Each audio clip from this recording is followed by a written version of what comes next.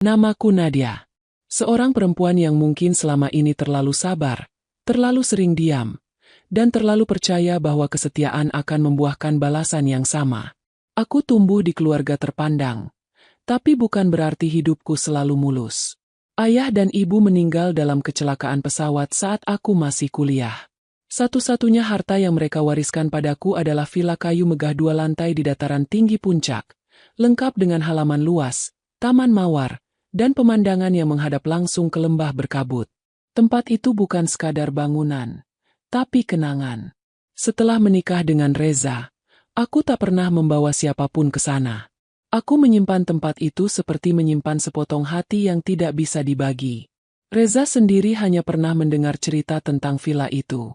Aku belum pernah mengizinkannya datang, bahkan sekalipun saat kami masih dalam masa-masa bulan madu. Aku hanya bilang, nanti aja, kalau hatiku siap. Siapa sangka, ternyata ia datang ke sana lebih dulu daripada izinku. Hari itu, aku benar-benar lelah. Bukan karena tubuh, tapi karena hati. Reza, suamiku, akhir-akhir ini sering pulang larut malam. Alasan pekerjaan, alasan lembur, alasan rapat mendadak. Tapi yang membuatku mulai curiga bukan karena dia pulang malam, melainkan karena dia tak lagi menyapaku meski hanya dengan satu kalimat. Tidak menatap mataku, tidak menyentuh pundakku, tidak lagi memelukku sepulang kerja. Bahkan suaranya hanya terdengar saat dia bicara dengan orang lain lewat telepon. Aku bukan istri yang bodoh, tapi aku bukan juga perempuan yang gemar menerka-nerka. Maka hari itu, aku memutuskan untuk pergi. Bukan pergi dari rumah, bukan pergi dari Reza, tapi pergi dari suasana yang menyesakkan. Aku ingin menghirup udara segar, dan hanya ada satu tempat yang bisa memberikannya. Villa di puncak. Aku tidak membawa banyak barang. Hanya koper kecil berisi jaket, pakaian santai, dan satu map berisi dokumen penting, termasuk sertifikat kepemilikan villa. Aku tak tahu kenapa aku membawanya, tapi hati kecilku bilang, bawa saja, siapa tahu kamu butuh. Perjalanan dari Jakarta ke puncak memakan waktu hampir 4 jam karena macet. Tapi anehnya, aku merasa justru tenang di tengah kendaraan yang tak bergerak. Setidaknya aku menjauh dari Reza. Menjauh dari rasa tak dihargai. Sore menjelang maghrib, kabut mulai turun. Udara dingin menggigit kulit saat mobilku memasuki gerbang utama kompleks villa. Dari kejauhan, aku sudah bisa melihat villa keluarga berdiri megah di balik pohon-pohon pinus yang menjulang. Tapi, ada sesuatu yang janggal. Di halaman depan, terparkir sebuah mobil sedan hitam. Bukan mobilku, bukan juga mobil siapapun yang ku kenal. Lampu teras menyala terang. Pintu terbuka sedikit. Tirai di ruang tamu bergerak-gerak, seolah baru saja ada yang lewat di baliknya. Hatiku mencelos. Tidak ada yang tahu aku akan datang. Bahkan pembantu yang biasa membersihkan villa pun belum kuberitahu. Aku sengaja ingin semuanya sunyi. Lalu, siapa yang ada di dalam? Aku memarkir mobil agak jauh, di balik pohon, agar tak terlihat dari dalam. Perlahan, aku berjalan kaki menuju pintu depan. Suara tawa, samar tapi jelas, terdengar dari dalam rumah. Tawa seorang perempuan. Ringkih, genit, dan menjengkelkan. Lalu suara seorang pria menyahut, tertawa juga, dan saat ku dengar lebih jelas, dunia seolah berhenti berputar. Itu suara Reza. Tanganku gemetar, tapi aku terus melangkah. Hatiku menolak percaya, tapi langkahku tak bisa dihentikan. Aku berdiri di balik jendela besar ruang tamu yang menghadap ke taman. Dari celah tirai, aku mengintip, dan pandanganku langsung kabur oleh air mata. Di dalam sana, Reza duduk di sofa empuk warna coklat tua. Tangannya merangkul seorang wanita muda yang duduk manja di pangkuannya. Wanita itu mengenakan dres tipis berwarna merah marun, dengan bahu terbuka dan rambut ikal berantakan seolah baru saja tertidur. Mereka tertawa, menyesap wine, dan di meja terlihat ada keju, coklat, dan setangkai mawar yang kutanam sendiri dulu, sekarang ditaruh sembarangan di vas kaca. Villa ini, rumah ini, milik orang tuaku. Tempat sakral yang kuberikan makna. Dan mereka, Pasangan tak tahu malu itu menjadikannya tempat bercinta. Tempat bermain peran seolah dunia ini tak punya hati. Kupikir aku akan menjerit. Kupikir aku akan menangis keras. Tapi tidak. Aku hanya berdiri diam. Tak ada suara keluar dari mulutku. Hanya detak jantung yang kini berdegup di telinga. Saat itulah, si wanita mendongak, menatap ke arah jendela. Matanya bertemu mataku. Ia mematung. Reza pun ikut menoleh. Dan ketika ia menyadari siapa yang berdiri di luar jendela, wajahnya berubah pucat seketika. Tapi itu baru permulaan. Aku belum masuk ke dalam. Dan mereka belum tahu bahwa hari itu bukan mereka yang sedang liburan. Tapi aku, yang baru saja tiba untuk menghancurkan kedamaian palsu yang mereka ciptakan di tempat yang tak pernah mereka miliki. Villa ini milik keluargaku. Dan sekarang, saatnya aku mengambil kembali kehormatanku. Aku melangkah masuk ke dalam villa, tanpa sepatah kata. Hujan rintik mulai jatuh di luar, dan derit pintu kayu tua yang kubuka perlahan membuat ruangan itu mendadak sunyi. Tawa yang tadi memenuhi udara, kini menguap entah kemana. Yang tersisa hanya tatapan membeku dari dua orang pendosa yang kini duduk saling berjauhan, seperti anak-anak yang ketahuan mencuri di depan guru besar. Reza berdiri terburu-buru, mencoba menyembunyikan wajahnya yang pucat. Tangannya gemetar. Pelakor yang tadi mendengus manja kini hanya bisa menunduk. Tangan kirinya berusaha menutupi bagian dadanya yang sedikit terbuka, sementara tangan kanannya menggenggam gelas wine yang masih penuh. Bahkan dia tak punya cukup waktu untuk meletakkannya. Kamu. Nadia. Reza tergagap. Matanya menghindari pandanganku. Nafasnya memburu. Aku tak menjawab. Mataku hanya menatap mereka bergantian. Diam, tapi menyakitkan. Pelakor itu berdiri pelan, seperti takut gerakannya akan memicu sesuatu yang lebih buruk. Tapi aku tetap diam. Aku ingin melihat sampai sejauh mana mereka akan menjelaskan kejadian yang tak perlu penjelasan ini. Kamu salah paham, sayang. Reza akhirnya bicara, dengan suara setipis bisikan. Ini nggak seperti yang kamu pikirin. Aku tertawa lirih. Bukan tawa karena lucu, tapi tawa karena getir. Karena ternyata, seseorang yang pernah berjanji menjaga, malah tega merusak, bahkan di tempat yang paling tak boleh disentuh olehnya. Nggak seperti yang kupikirin. Aku menatapnya. Di sofa itu kamu duduk. Di pangkuanmu perempuan itu rebah. Di meja itu ada wine, coklat, dan mawar dari kebunku. Kamu pakai villa keluargaku, tempat paling sakral yang aku simpan sejak mama dan papa meninggal. Dan kamu bilang aku salah paham. Reza terdiam. Tak bisa menjawab. Matanya mulai merah, tapi bukan karena penyesalan, hanya karena ketakutan. Pelakor itu akhirnya bicara. Suaranya cempreng, berusaha terdengar lembut, tapi gagal total. Maaf, Mbak. Saya nggak tahu ini villa Mbak. Saya kira ini villa suami Mbak. Katanya ini villa temannya yang kosong terus. Boleh dipakai. Saya nggak tahu. Aku menatapnya tajam. Namamu siapa? Tanyaku pelan. Dia ragu-ragu, lalu menjawab. Siska. Siska, kataku. Dengar ya, villa ini milik almarhum orang tuaku. Mereka meninggal dalam kecelakaan pesawat. Aku bangun tempat ini lagi dari nol. Aku tanam semua pohon dan bunga di taman itu dengan tangan sendiri. Jadi kalau kamu berpikir tempat ini kosong dan bisa seenaknya kamu pakai buat hal memalukan begitu, kamu salah besar. Siska menunduk. Mukanya sudah tak lagi merah merona. Bibirnya gemetar. Aku membuka tas kecilku, mengeluarkan map berwarna biru tua.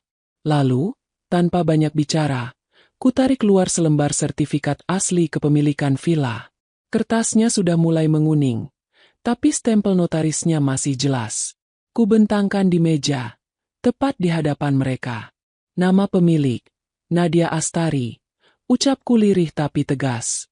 Reza hanya bisa menatapnya, seolah ingin memastikan kalau itu hanya mimpi buruk. Tapi sayangnya, ini kenyataan. Ini bukan sinetron yang bisa diulang atau dimajukan seenaknya. Kenapa kamu bisa tahu tempat ini? Tanyaku padanya, masih menahan emosi. Kamu pernah lihat fotonya waktu aku cerita tentang papa mama dulu? Atau kamu diam-diam ikuti aku? Reza membuka mulutnya, lalu menutupnya lagi. Tidak ada jawaban. Tidak ada keberanian. Lalu, tanpa peringatan, aku menekan tombol kecil di samping pintu. Sebuah sistem otomatis milik villa menyala. Pintu utama terkunci. Jendela-jendela tertutup perlahan dengan gorden otomatis. Alarm villa aktif. Aku baru pasang sistem ini 2 bulan lalu. Dengar ya, kataku sambil menatap mereka. Kalian gak akan keluar dari sini sebelum aku puas bicara. Kalau perlu, aku panggil polisi. Tapi sebelum itu, aku mau kalian tahu, kalian sedang berdiri di tempat yang salah. Di waktu yang salah. Sama perempuan yang sangat salah kalian sakiti. Reza mulai panik. Nadia, jangan lebay. Gak usah bawa-bawa polisi. Kita bisa omongin baik-baik. Omongin baik-baik. Aku tertawa lagi. Kamu datang ke villa istrimu, bawa perempuan lain, lalu berharap omongin baik-baik. Siska menitikkan air mata. Tapi aku tidak peduli. Air matanya bukan tanggung jawabku. Yang harusnya dia jaga bukan emosinya, tapi harga dirinya. Ruangan itu jadi sunyi. Yang terdengar hanya suara alarm pelan dari sistem rumah dan detak jam dinding tua yang selalu berbunyi setiap 5 detik. Waktu seolah membeku. Aku menarik napas dalam-dalam. Menatap mereka satu persatu. Kalian pikir tempat ini nggak ada pemiliknya? Kalian pikir kalian bisa menikmati liburan dengan bebas di tempat yang sepi? Tapi kalian lupa satu hal. Bahkan tempat paling sunyi pun punya mata yang melihat. Aku berdiri. Kutinggalkan mereka yang masih duduk diam tak tahu harus berbuat apa. Ini belum selesai. Besok, aku akan mengusir mereka. Dan bukan hanya itu. Aku akan mempermalukan mereka. Dengan cara yang tidak akan pernah mereka lupakan seumur hidup. Malam itu aku tidak tidur. Bukan karena takut. Tapi karena marahku belum padam. Aku duduk di kamar utama lantai 2. Kamar mendiang ibuku yang selama ini tak pernah kubuka. Di atas meja kecil, kutaruh kembali sertifikat villa, ponselku, dan satu buku agenda tua tempat aku biasa menulis saat rindu pada almarhum orang tuaku. Di bawah, kudengar Reza dan Siska sibuk berdebat dalam suara pelan. Mereka mungkin mengira aku sudah tidur. Tapi aku tahu, mereka sedang mencari cara kabur. Sayangnya, villa ini sudah kututup otomatis. Semua terkunci. Alarmnya aktif. Dan hanya aku yang tahu kode aksesnya. Pagi menjelang. Kabut belum terangkat sempurna dari permukaan tanah saat aku turun ke dapur. Aroma kopi yang sengaja kubuat untuk diriku sendiri menyebar ke seluruh ruangan. Reza muncul lebih dulu. Dengan wajah lusuh dan rambut acak-acakan. Siska menyusul, wajahnya sembab, eyelinernya luntur seperti bekas hujan semalam. Tak satu pun dari mereka membuka suara. Aku menaruh 2 cangkir kopi di meja. Tapi bukan untuk mereka. Keduanya kutaruh di sebelah foto lama orang tuaku yang kini kusandarkan di rak tengah ruang tamu. Ini villa keluarga, ucapku akhirnya, tanpa menatap mereka. Dan keluarga kami punya tradisi. Siapapun yang masuk tanpa izin, harus keluar dengan kepala tertunduk. Reza mencoba mendekat. Nadia, tolong jangan seperti ini. Kita bisa selesaikan semuanya dengan kepala dingin. Aku minta maaf. Maaf? Aku menatapnya tajam. Kamu tahu apa artinya? Maaf, itu, Reza? Kata maaf itu ringan sekali di mulut kamu.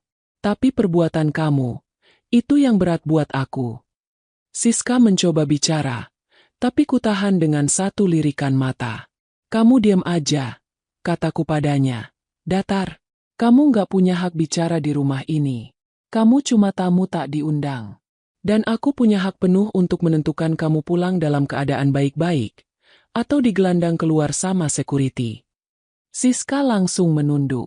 Lalu aku berjalan ke arah dinding sebelah kanan. Di sana ada kotak kecil tempat penyimpanan server CCTV. Kubuka, dan kutarik satu flash disk kecil berisi rekaman semalam. Aku acungkan ke arah mereka. Kalian pikir villa ini kosong. Tapi semua ruangan, termasuk ruang tamu, sudah kupasang kamera sejak 2 bulan lalu. Rekaman kalian masuk, tawa kalian, obrolan cabul kalian, dan pelukan-pelukan murahan itu, semua terekam. Termasuk saat kalian menyebut tempat ini sebagai tempat rahasia yang gak bakal ketahuan. Wajah Reza seketika membiru. Tangannya bergetar. Siska langsung terduduk di sofa. Rekaman ini akan aku kirim ke grup keluarga besar kamu, Reza. Ke ibu kamu, ke adik kamu yang selalu memujamu. Dan, kalau kamu masih berani tinggal di sini 10 menit lagi, aku kirim juga ke HR kantor kamu. Aku tahu betul, kamu bisa dipecat kalau kasus ini sampai ke meja etik. Reza langsung berjalan cepat ke arahku, mencoba merebut flash disk dari tanganku. Refleks. Aku mundur, lalu menekan tombol kecil di dinding. Pintu villa terbuka. Dari luar, 2 orang security pribadi milik keluarga kami masuk, sesuai jadwal yang sudah kuatur lewat pesan semalam. Pak Andi, Bu Irma. Aku menyapa mereka. Bantu saya antar 2 orang ini keluar dari villa. Tapi tolong pastikan mereka tidak menyentuh satupun barang selama keluar. Kalau perlu, periksa koper dan tas mereka. Security mengangguk. Wajah mereka dingin. Mereka bukan orang baru. Mereka tahu siapa aku, dan siapa kedua orang ini. Siska mulai menangis. Mbak, tolong, jangan kayak gini. Saya nggak tahu ini film, Mbak. Saya cuma diajak. Aku menoleh padanya. Kamu tahu kamu bukan istri sah, potongku. Tapi kamu tidur di tempat tidur pernikahan orang lain. Kamu tahu pria ini sudah menikah. Tapi kamu berpura-pura nggak tahu. Jadi kamu memang nggak tahu. Atau kamu nggak peduli. Dia menangis makin keras. Reza hanya diam. Wajahnya kaku. Tidak ada permintaan maaf. Tidak ada usaha memperbaiki. Hanya diam. Karena tahu, semua sudah terlambat. Security menggiring mereka keluar. Koper Siska diseret pelan. Tas Reza digantungkan di pundaknya. Mereka berjalan menunduk di antara jalan berbatu menuju gerbang. Dan aku, berdiri di teras atas, menatap mereka dari balkon. Aku tidak menangis. Aku tidak goyah. Aku hanya ingin mereka tahu. Mereka baru saja menyentuh tempat paling sakral dalam hidupku. Dan satu pelanggaran itu, tak akan pernah aku lupakan. Tapi yang belum mereka tahu, ini belum berakhir. Ada satu tamparan lagi, yang akan membuat mereka tak bisa menatap siapapun seumur hidup mereka. Hari itu, setelah Reza dan Siska didepak keluar dari villa seperti maling kepergok majikan, aku duduk sendirian di ruang tengah. Villa terasa kembali seperti rumah. Tapi tetap saja, udara pagi itu membawa aroma luka yang belum sempat mengering. Kubuka laptop yang sengaja kupasang di meja kerja. Flash disk rekaman yang tadi sempat Reza incar dengan panik, kini telah kupindahkan salinannya ke 2 tempat. Ke folder tersembunyi di komputer kulah, dan satu lagi, ke ponsel pribadiku. Aku tahu persis. Aib mereka tak cukup hanya digiring keluar secara fisik. Luka di hatiku terlalu dalam untuk hanya dibayar dengan permintaan maaf seadanya. Kejahatan mereka perlu disaksikan. Bukan karena aku ingin jadi biang gosip, tapi karena mereka harus belajar bahwa rasa sakit tak bisa sembunyi di balik kemeja licin dan senyum palsu. Malamnya, aku pulang ke Jakarta. Aku sengaja naik kereta malam, membiarkan waktu bergulir pelan agar pikiranku tenang saat menyusun rencana. Sampai rumah, semua sudah senyap, tapi bukan berarti dunia di sekitarku ikut diam. Keesokan harinya, aku memulai langkah pertamaku. Kubuka aplikasi grup keluarga besar Reza yang dulu pernah menolak mentah-mentah aku sebagai menantu karena statusku yang hanya wanita biasa.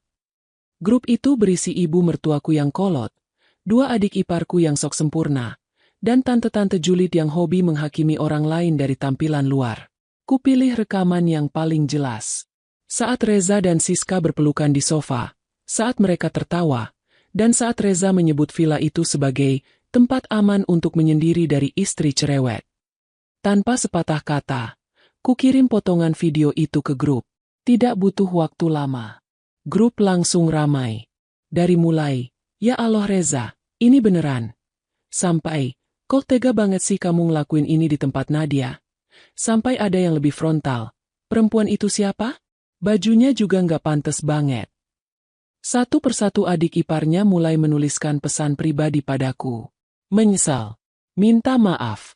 Ada yang bilang, aku dulu sempat lihat mereka jalan bareng tapi nggak nyangka sampai segini. Ada juga yang mencoba bela Reza. Tapi kututup dengan satu balasan.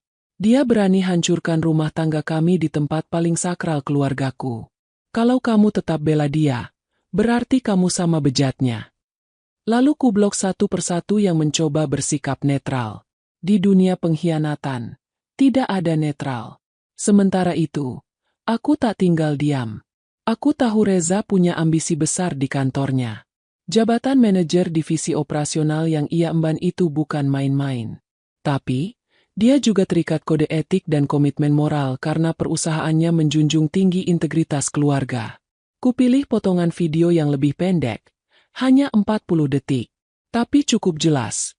Reza dan Siska bercumbu di sofa. Kubuat satu email anonim dengan nama samaran, dan kukirim ke HR kantor Reza. Subjek: pelanggaran moral salah satu pimpinan, bukti terlampir. Tak perlu lama. 2 hari setelahnya, aku mendapat kabar dari teman lamaku yang juga kerja di perusahaan itu. Reza dipanggil secara mendadak oleh Dewan Etik, lalu diberi skorsing. Malam harinya, Reza menelepon. Pertama, tak kujawab. Kedua, tetap tak kujawab. Ketiga kalinya, akhirnya kuangkat. Tapi tak kubiarkan dia bicara lebih dulu. Kalau kamu nelpon buat nangis atau minta maaf, tutup sekarang. Aku nggak punya ruang lagi untuk dengar suara kamu. Nadia, tolong. Suara Reza serak. Aku kehilangan pekerjaan. Semua orang tahu. Ibuku nggak mau ngomong sama aku.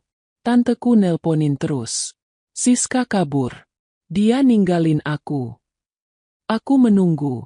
Diam. Aku nyesel. Aku menghela napas. Penyesalan kamu telat. Ucapku pelan. Dan aku sudah selesai dengan kamu. Lalu aku tutup telepon itu. Tidak dengan marah, tapi dengan rasa tenang. Karena akhirnya aku bisa berdiri tanpa bergantung pada siapapun. Hari-hari berikutnya, kabar Reza tersebar di komunitasnya. Bukan karena aku menyebarluaskan, tapi karena video itu sudah cukup membuat mulut-mulut kecil berbisik dari satu meja ke meja lain. Dan Siska? Aku tidak tahu pasti di mana dia. Tapi ku dengar dari salah satu kenalan. Dia kini bekerja jauh dari kota besar. Namanya mulai dicoret dari beberapa daftar pekerjaan yang ia incar. Dunia tidak mudah memaafkan perempuan yang mencuri suami orang. Aku duduk di taman belakang rumah, menatap langit. Di sampingku, ada pot bunga peninggalan mama. Bunga itu masih mekar. Meski sudah bertahun-tahun sejak terakhir mama menyentuhnya. Pak, bisikku lirih. Aku sudah jaga tempat kalian. Aku udah tunjukkan siapa sebenarnya yang pantas berdiri di rumah ini. Matahari sore menyusup dari celah-celah dedaunan. Menenangkan. Tapi, cerita ini belum benar-benar usai. Karena esok, aku akan kembali ke villa. Bukan untuk menangis, tapi untuk membangun ulang kenangan. Sendirian. Tapi, lebih kuat dari sebelumnya. Langit pagi itu biru pucat. Angin pegunungan masih membawa aroma embun dan kayu pinus saat mobilku berhenti di depan gerbang villa. Ini pertama kalinya aku kembali ke tempat ini setelah semua luka dibuka, diperlihatkan, dan ditinggalkan untuk sembuh. Tidak ada Reza. Tidak ada Siska. Tidak ada lagi jejak mereka di lantai marmer atau di kasur kamar tamu. Hanya suara dedaunan dan burung-burung kecil yang mengisi keheningan. Aku membuka kunci pintu utama. Suara klik kecilnya membuat jantungku berdegup aneh. Dulu, villa ini adalah lambang kebahagiaan keluargaku. Kini, ia menjadi saksi dari titik balik hidupku. Langkah kakiku terasa ringan. Aku menyusuri setiap ruangan. Menyapu debu yang tersisa. Menyentuh dinding-dinding tua yang pernah menjadi tempat ayah menggantung lukisan. Atau ibu menyimpan koleksi piring keramik dari perjalanan haji mereka. Semua masih di sini. Tapi rasanya tidak lagi sama. Di ruang tengah, aku menemukan buku agenda ibuku, yang dulu pernah kutinggal karena terlalu berat mengenangnya. Kubuka pelan-pelan. Di dalamnya ada tulisan tangan halus. Tanggal 2 tahun sebelum beliau pergi. Nak, tempat ini bukan hanya rumah. Ini hati kami. Kalau suatu saat kamu merasa tersakiti, kembalilah ke sini. Karena rumah tidak akan pernah menolak anaknya pulang. Air mataku menetes. Aku duduk di karpet tua, memeluk buku itu erat-erat. Di saat semua orang menolakku, menghina statusku sebagai perempuan yang terbuang, rumah ini menyambutku lagi tanpa syarat. Hari-hari berikutnya kuisi dengan membersihkan, memperbaiki, dan membangun ulang villa ini. Kamar-kamar mulai kuberi sentuhan baru. Gorden-gorden lama ku ganti. Kursi-kursi rotan ku sulam kembali dengan pelapis lembut. Tapi ada satu ruangan yang sengaja tak ku sentuh. Kamar tempat Reza dan Siska bermalam. Aku membiarkannya kosong. Agar menjadi pengingat bahwa pengkhianatan pernah terjadi. Dan aku pernah berdiri tegar di atasnya. Temanku, Tari, datang suatu siang. Ia membawa kue, seperti biasa. Dan matanya langsung membelalak saat melihat taman belakang. Ya Allah, Nadia, tempat ini berubah banget. Kamu beneran rawat sendiri semua ini? Aku tersenyum. Enggak semua. Tapi aku mau tempat ini kembali seperti dulu. Rumah, bukan pelarian. Tari duduk di bangku taman. Kami menikmati sore dengan secangkir teh dan suara gemericik air dari kolam kecil di samping. Tiba-tiba ponselku berbunyi. Sebuah email masuk. Dari pengacara yang sempat kuhubungi diam-diam sebelum Reza kubongkar. Proses perceraian kami akhirnya tuntas. Semua dokumen sudah dikirim ke alamat rumah. Aku resmi bebas. Bukan hanya di mata hukum, tapi juga di dalam batin. Aku menatap ke arah langit. Biru tua. Cerah. Seperti awal yang tak lagi membawa beban. Seminggu setelahnya, aku membuka villa untuk umum. Bukan untuk disewakan seperti dulu, tapi untuk kegiatan sosial. Untuk ibu-ibu korban KDRT. Untuk anak-anak yatim yang butuh tempat bermain aman. Untuk siapapun yang membutuhkan tempat istirahat dari dunia yang kejam. Villa ini bukan lagi tempat pelarian para pendosa, tapi rumah bagi mereka yang butuh pulang. Dan saat hari pembukaan, saat bunga-bunga di halaman mekar bersamaan, aku berdiri di depan villa dengan mengenakan gaun putih milik ibuku. Mataku mencari satu sosok, ayah, ibu.